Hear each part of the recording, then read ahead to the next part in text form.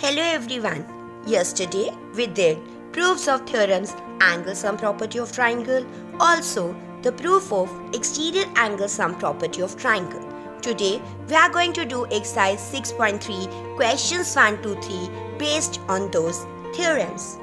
So, learning outcomes of the day means after watching this video, you will be able to apply angle sum property of triangle.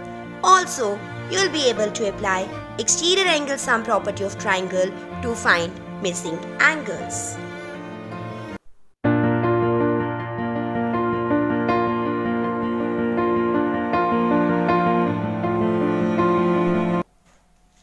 Now question 1.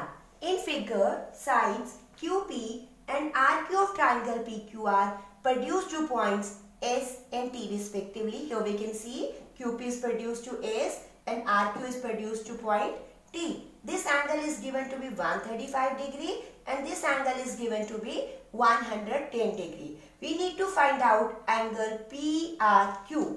हमने ये वाला angle find out करना है. बेटा इसको simpler way में करने के लिए चलिए ट्राइंगल के अंदर वाले एंगल्स की नेमिंग कर देते हैं. Let this be angle 1, this be angle 2 and this be angle 3. It means we want to find out the value of angle 3. Let's start.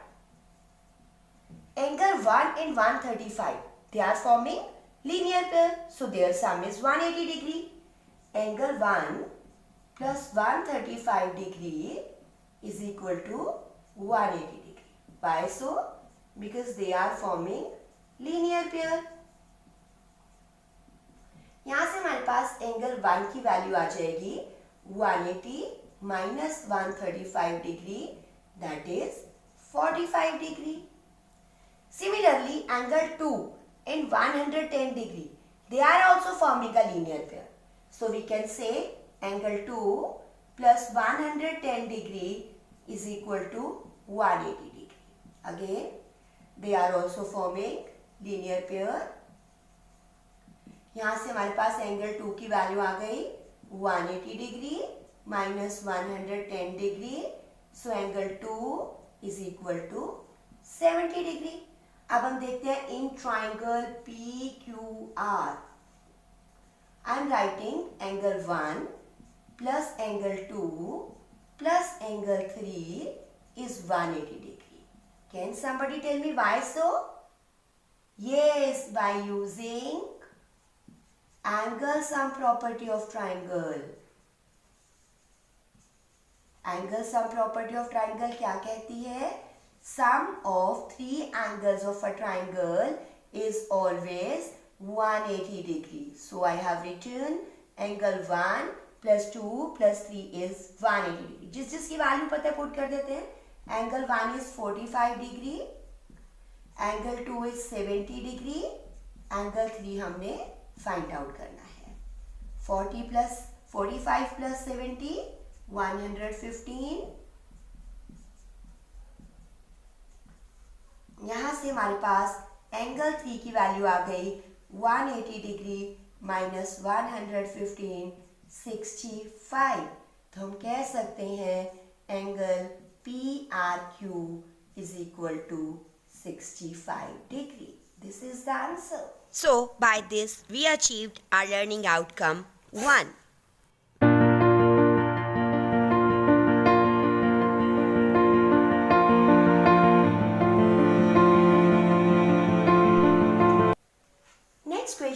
Question 2. In figure, it is given that angle x is of 62 degree, xyz means this complete angle is of 54 degree. Also we are given that yo and zo are bisectors of angle xyz and xzy respectively. Respectively means this is bisector of this and zo is bisector of angle xzy. We need to find out the value of angle OZY. Also we need to find out value of YOZ. सबसे पहले हम क्या करेंगे, हम पूरा complete angle Z निकालेंगे. See how? In triangle XYZ, using angle sum property. Using angle sum property.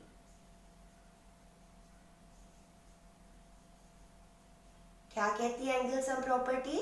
Some of three angles of a triangle is always 180 degree. तो मैं यहाँ लिख रही हूँ angle x plus angle X Y Z. मैंने यहाँ पर y क्यों नहीं लिखा? Why I have written angle X Y Z? क्योंकि इस y वर्टेक्स पर तीन एंगल बन रहे हैं, angle y, angle X Y O, angle o y z. Now I want to write this complete angle. That's why I have written its name x y z. ऐसे z vertex पर भी three angles बन रहे हैं. अगर मैं complete z angle लिखना चाहती हूँ तो I'll be naming it with using three letters. So angle x z y. Their sum is 180 degree, 62 degree plus 54 degree plus angle xzy is equal to 180 degree. दोनों को प्लस किया तो क्या आ गया? 116. यहाँ से हमारे पास xzy की वैल्यू क्या आ गई? 180 minus 116. This comes out to be 64 degree. हमें बताया क्या था? YO is bisector of this angle. Bisector का क्या मतलब है? ये इस एंगल को टू इक्वल पार्ट्स में डिवाइड करते हैं. This and this both are equal and they are equal to half of angle Y. Because YO is bisector of angle XYZ. तो हम कह सकते हैं एंगल OYZ और OYX they are equal and they are equal to half of XYZ. तो यहाँ से हमारे पास आ गया angle OYZ is equal to half of 54 degree, that is 27 degree. Similarly, ZO is bisector of angle XZY. तो हम कह सकते हैं XZO OZY, angle XZO and OZY they are equal and they are also half of angle XZY. यहाँ से मेरे पास angle OZY की value आ गई 32 डिग्री. अब मुझे अंदर वाला ये वाला एंगल भी पता है, ये भी पता है. I need to find out this angle. तो अब मैं ट्राइंगल YOZ में एंगल सम प्रॉपर्टी लगाऊंगी यूजिंग एंगल सम प्रॉपर्टी.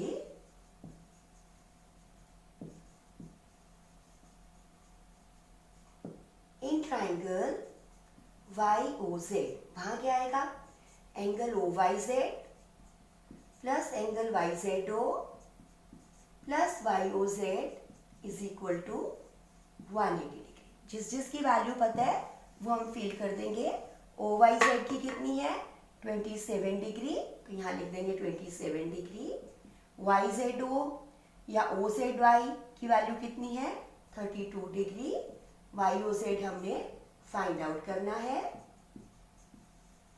क्या आ गया? 59 degree plus YOZ is equal to 180 degree. यहाँ से एंगल YOZ की वैल्यू आ गई 180 degree minus 59 degree. So angle YOZ is equal to 121 degree. यही हमने फाइंड आउट करना था. So we again achieved learning outcome 1.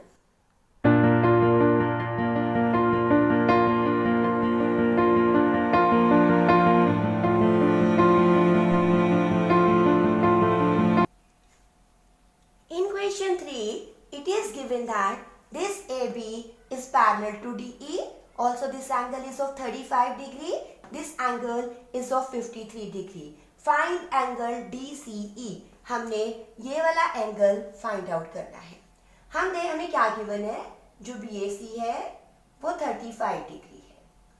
जो CDE है वो 53 डिग्री है.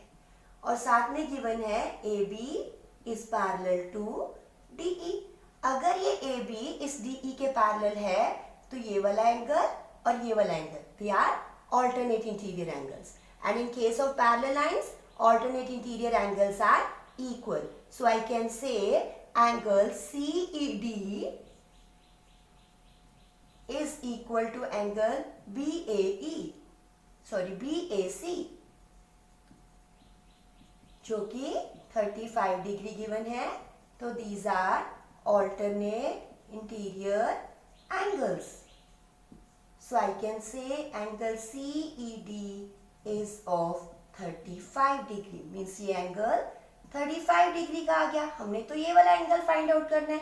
तो हम क्या करेंगे, इस ट्राइंगल में एंगल सम प्रॉपर्टी लगा देंगे.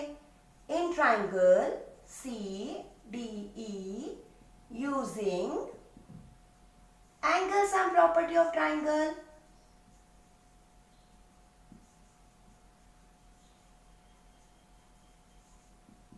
क्या कहती है angle sum property of triangle? तीनों एंगल्स का सम 180 डिग्री होता है. So I can write angle CDE plus angle CED plus angle DCE is 180 degree. CDE it is 53 given. CED हमने अभी अभी फाइंड आउट किया 35 डिग्री. DCE इन दोनों को ऐड करने पर हमारे पास आता है 88 डिग्री. तो अब हम DCE की वैल्यू कैसे निकालेंगे? 180 degree minus 88 degree, that is given by 92 degree. This is the answer.